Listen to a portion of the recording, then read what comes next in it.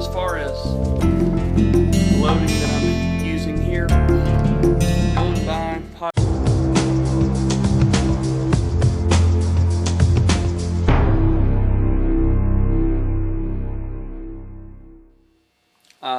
and as far as the loading that I'm using here, going by Ogden's new manual. Something that I found that was quite interesting. There you see the 223. That's what this is. Come down here and you find 55 grain stuff. The only listing for the Hornady 55 grain FMJ is using handgun powders at extremely low amounts, subsonic velocities, and hardly any pressure. They don't have a minimum, it's just this. And that's the only listing for the Hornady FMJ, period. That's just I don't understand. I mean, a subsonic load in a 55 grain? It's got me. So anyways, what I'm using, this is for the barns up here. You've got a few other ones. I'm going up here to the spire point. They're all real close. And if you get up here, CFE223, starting load is 26. It's starting, here, there, grains right there, 26. That is going to give you around 31, a little over 3,100 feet per second, 43,300 psi. And this is all going to depend on the barrel and everything you're using. The maximum load is 27.8 at 33.29 and 51,300. So where I'm at is I've loaded this to 2,700. Good Lord, I can't talk today, or any day if you follow any of my videos. I'm loading to 27 grains is what this loadout is 27. And with that being said, I expect a velocity with my 18-inch barrel of, say, somewhere looking at, say, 3,200 feet per second, 32, 32.25, somewhere right in there. So that's about what I'm expecting. There we go. Let's kick the camera. It'll be all right. Okay. And I got my new dog in here, and he's foraging around looking for primers to eat. Alright, here we go. And of course, I've already inspected everything, tested everything, double checked everything, made sure that I have everything set right. Can't be too careful. Cannot be too careful.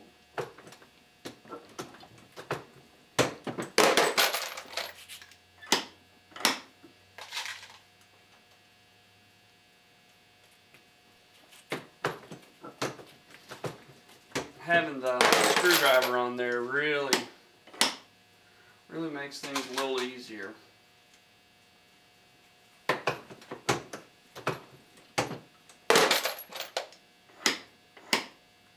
I can turn them out fairly quickly. The turret press is much faster than the single stage. Just the ability to do this right there, to just turn it and be done with that round.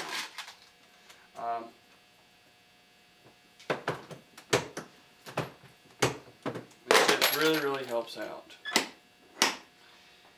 And if any of you guys are new reloaders, I can't stress the importance of having rubberized floors because of dropping things like that. But what I was actually going to say was these bins, like what you see here, get your bins set up. If you're not just stuck on a little, like the lead tripod, which if I'm not mistaken, it's got provisions for you to have a bin or two beside it, and I think the Dillon ones do as well. But if at all possible, if you can run a bench like what I'm doing here, you're much better off, and you can array your loading bins just below and to the side here. And man, it's get nice, because you see how I'm just kicking those over. I've got my shell plate, or my shell holder here, I've got it angled where all I have to do is kick it like that and it goes in. And that's my dog back here getting crazy, bumping stuff. He's a big old pup, big hound. I think he's smart, but right now he acts like he's dumb as a box of rocks.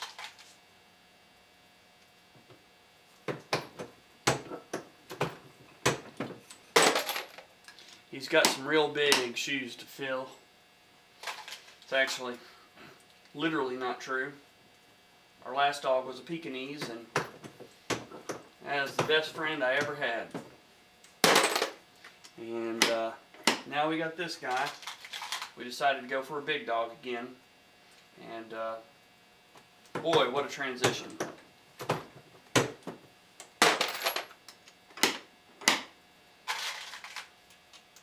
If any of you all have not entered my contest, please do.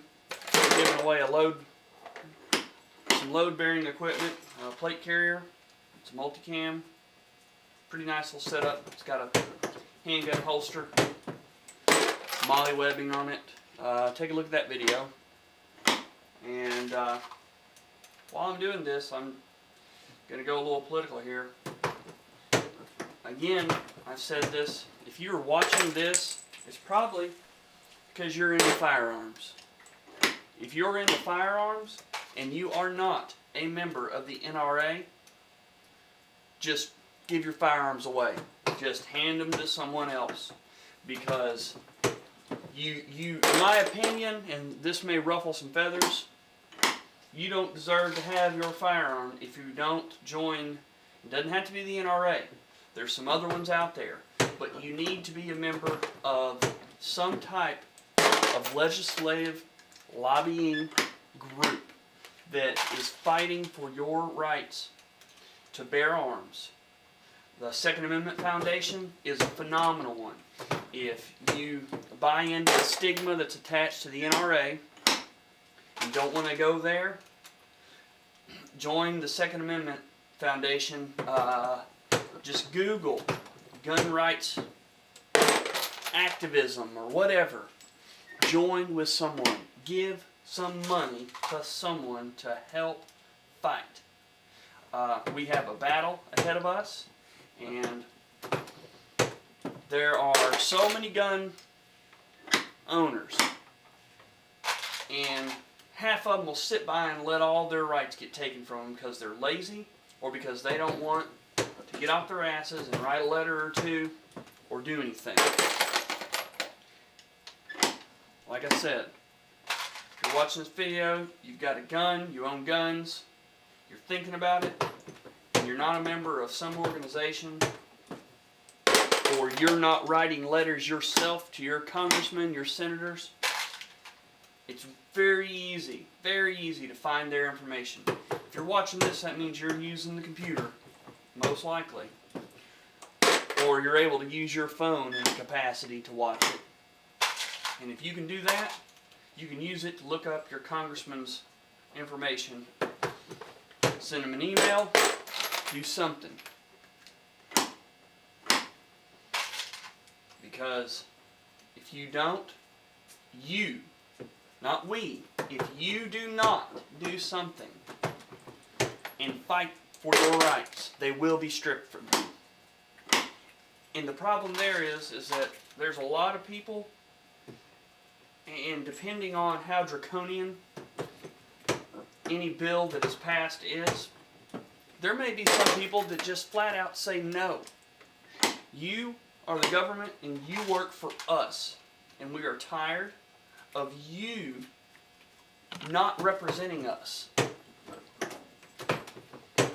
And we're tired of you representing yourself and an elite few on the coast. I'm not advocating that. I'm just saying that this is a big deal. This is a big fight, and this has lots of further ramifications. This isn't like '94. These gun owners, they know there's more at stake than just some magazines. They're not going to stop this time with just a 10-round magazine. What is the right number? Don't settle. I get pissed off whenever I hear hunters and people say, well, why do you need an assault rifle? Well, why do you need a 30-round magazine? Why do you care what I need? Don't worry about what I need. Why do you need to hunt at all when you can go to the supermarket and get your food? Oh, whoa. Well, it's not about what you need. It's about a God-given right to have. And if you really want to get technical about it, the reason that I need an assault rifle, I don't call them assault rifles, but I'm just using it as a descriptor. The reason that I need an AR-15 chambered in 5.56 with a 30-round magazine, multiple 30-round magazines loaded with ammunition that is more powerful and bullets that are better than our soldiers are using. Why do I need that?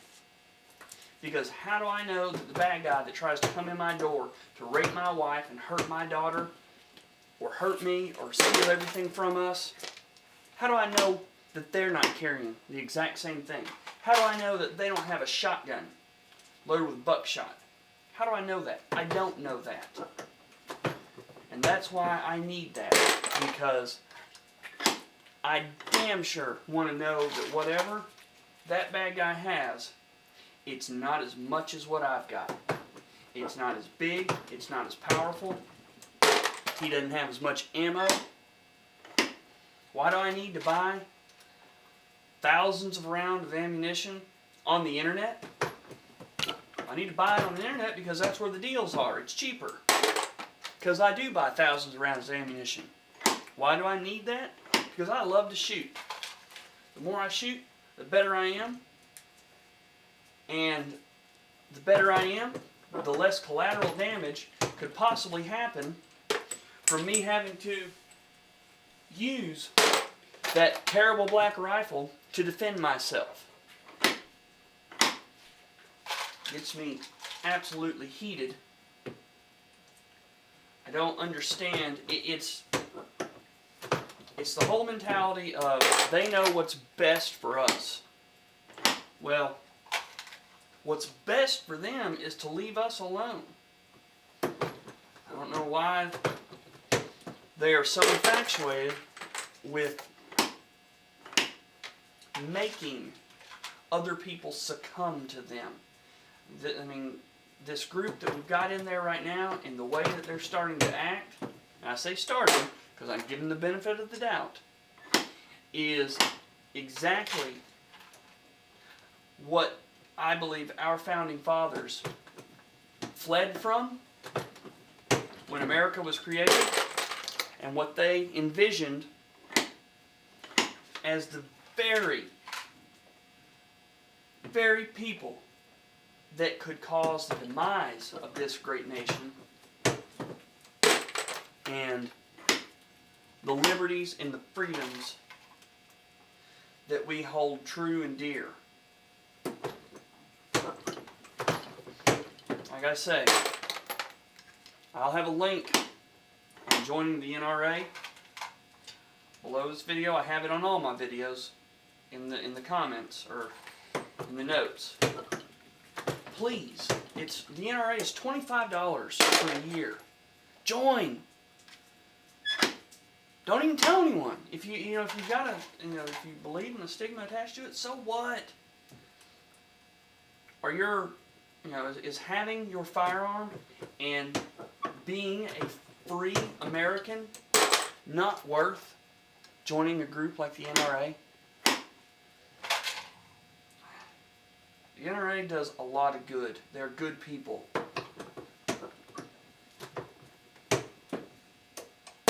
I don't understand how we got to the point in this country where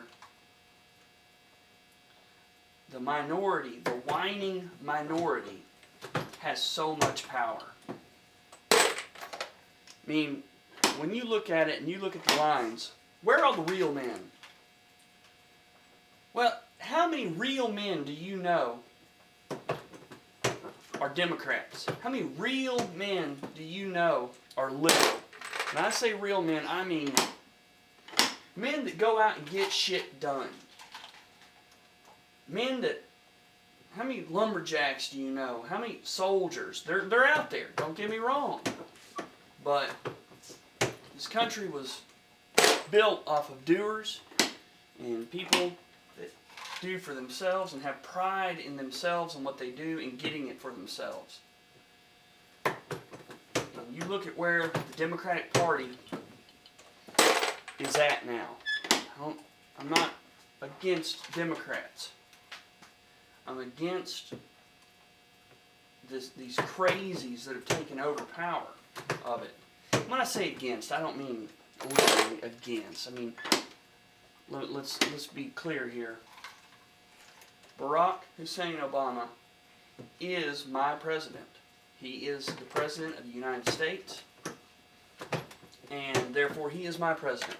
And I respect the office of the presidency, therefore I respect him, because he is the president.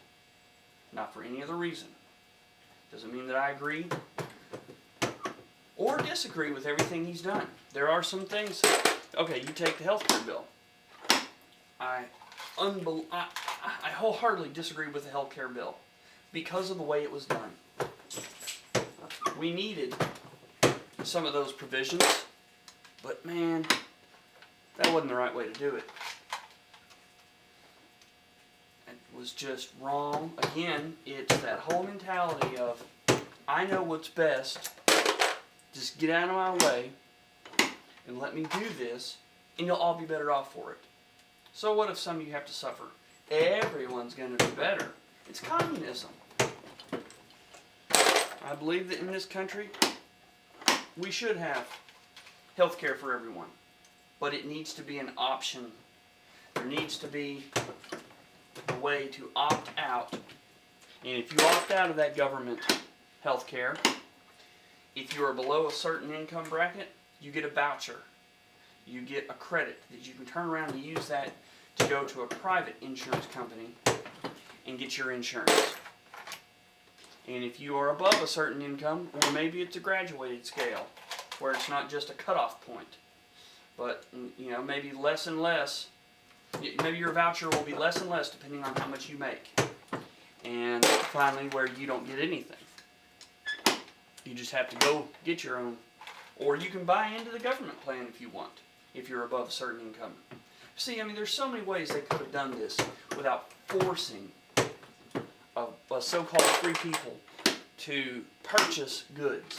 That's wrong. It should have been ruled unconstitutional. And instead, they found a way around it by calling it a tax. Well, okay. So Obama lied because he said he wasn't going to tax the middle class and the lower class. In essence here, this 2013, whenever that bill goes into effect, it's going to be the largest tax hike, largest tax increase ever on the middle class and the lower class, not to mention the upper class. They demonize the people that are making good money, like they robbed and stole and cheated to get it. You know what they did to get it? They created jobs for everyone else in the process. I don't know why.